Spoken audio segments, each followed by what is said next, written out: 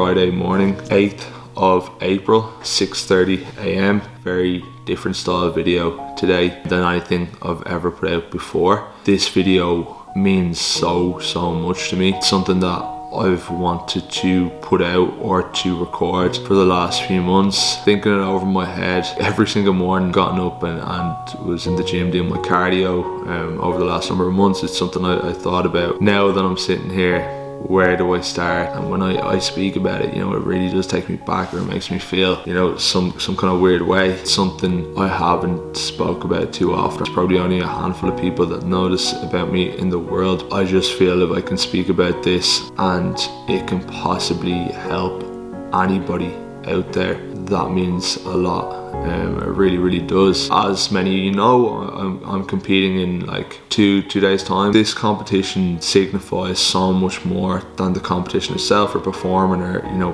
competing in a sport. It means a lot more progress. It means getting better. And many of you be wondering, what do you mean getting better? You look like everything is fine, but that's the way it always looks. 2 years ago, I was honestly at rock bottom, and I don't use that term lightly.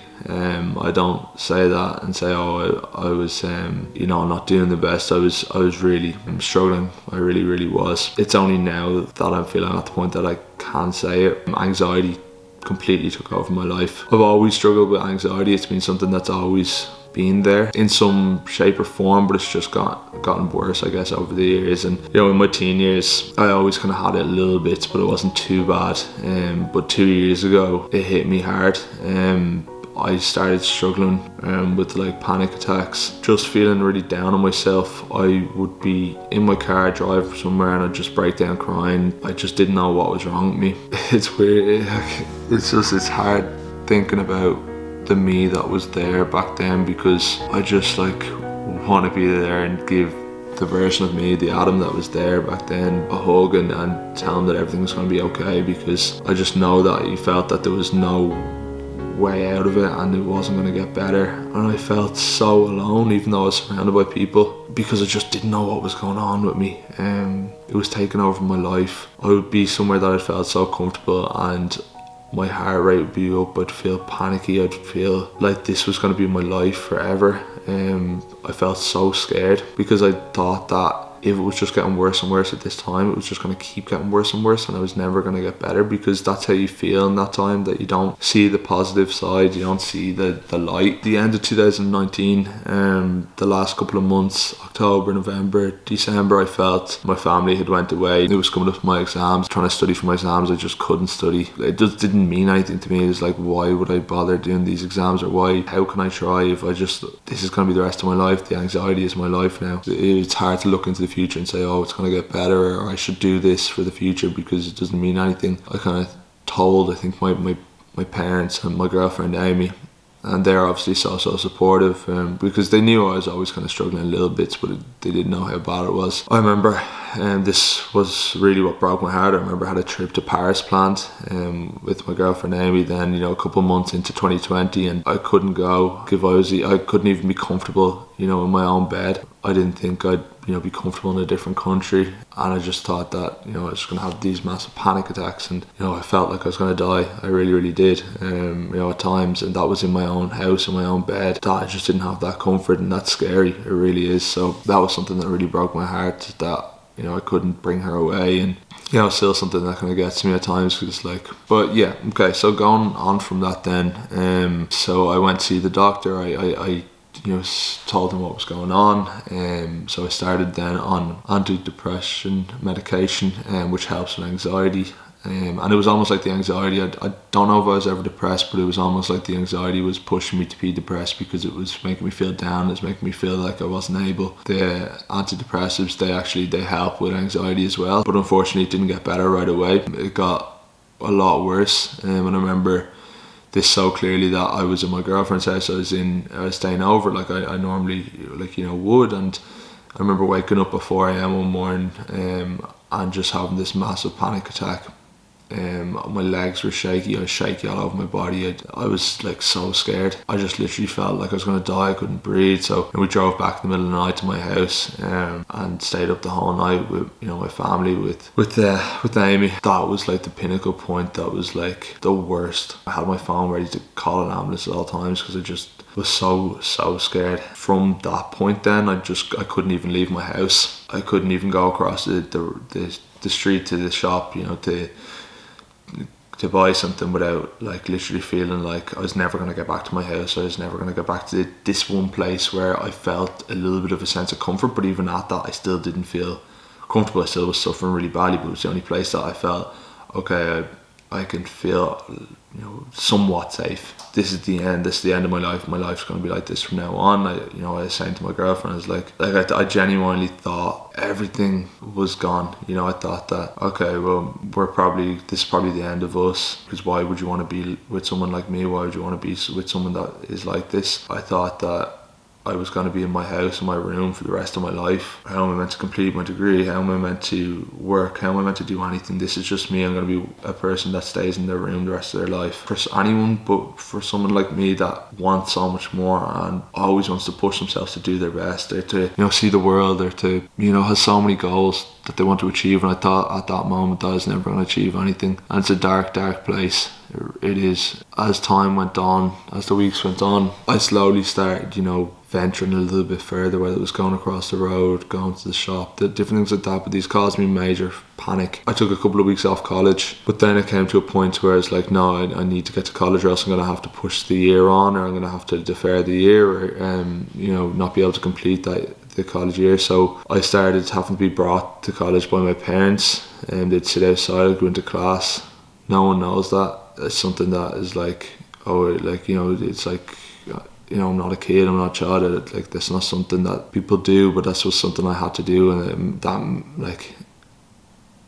I appreciate them and everything. But like, who wants to be brought to college by their parents at like their early 20s? But that's something I had to do. And it's awful to feel that you're dependent on other people. But as weeks went on, I was able to then go by myself. I was able to then push out of it. This is when COVID really hit then, so that was a blessing for me, because it meant that I didn't have to go to college anyways. This is fantastic because it means that there's no pressure for me to go anywhere. And it wasn't until like 9 months ago when I started this journey of like this, like, focus on myself and the fat loss phase. Not that the fat loss, like, obviously be physically active and getting better and losing weight helps massively, but it was the focus of like, okay, I'm going to the gym to do this, to achieve this goal. I have goals. By setting those, I was able to get better and better. Now, did I go from A to B straight away? No, I slowly got better, and it's just about staying consistent and progressing over time. You're never going to 100% in one day or 1 week. It's over time, and it's so slow, but it's about staying consistent over long term, and that builds up. Sorry, of course, my light decided to die.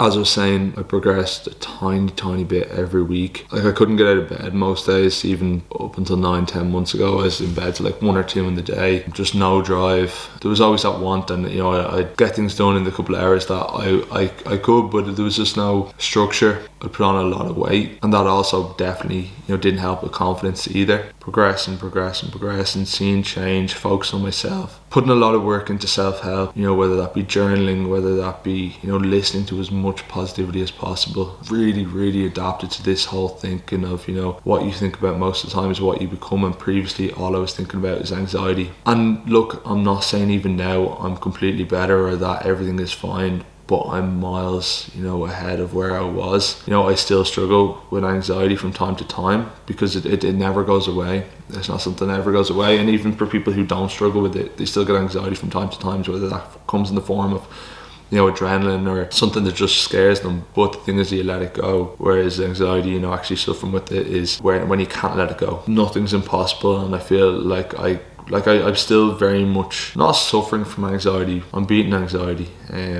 is where I feel like I'm at now. The whole reason for this video is because I want people to know that you can feel at your worst. There is light at the end of that tunnel. There can be improvement. I know I know it feels at times that this is how it is, this is the way it is. It feels like sometimes it can take over, but I'm living proof that it does get better. And so often people say to me like, oh, you look like you're doing great, everything looks fine. But it isn't. That social media, that's, you know, the world we live in today. People don't talk too much about their feelings. You know, although people seem like they're doing fine, they may not be.